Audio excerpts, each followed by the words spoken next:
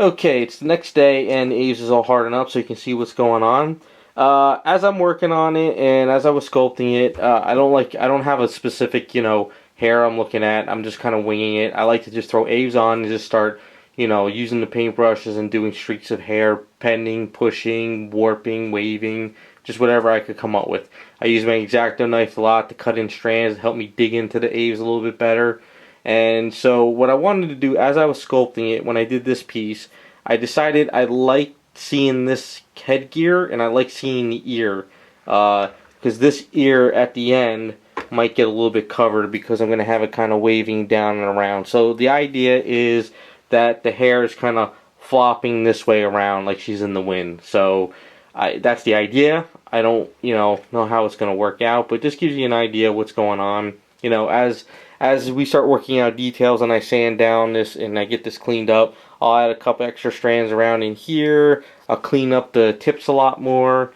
As you can see, the tips are really messy. It's really messy underneath. These tips over here as well, they need to be all cleaned up. But it's just slowly building the hair and just having fun with it.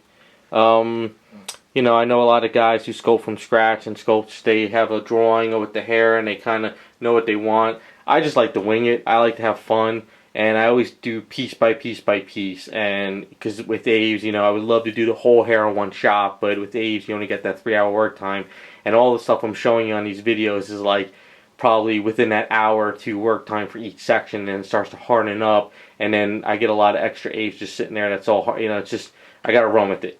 So yeah, that's where we're at, and we'll start building up the next section. So I guess the next section, once I clean this up, is probably going to be, we're going to kind of work out the split. Like how she always usually has a split. So I'm going to kind of work out this section here, and then I'm going to work, at the end, I'll work out that section. So this section is probably going to get built up, and then I'm going to build it coming down around here to this one. And then at the end, the last section will be this. I'm just playing up by ear and having fun. So, gives you an idea how I sculpt hair, and we're just going to get this cleaned up, and then we'll start doing the next section.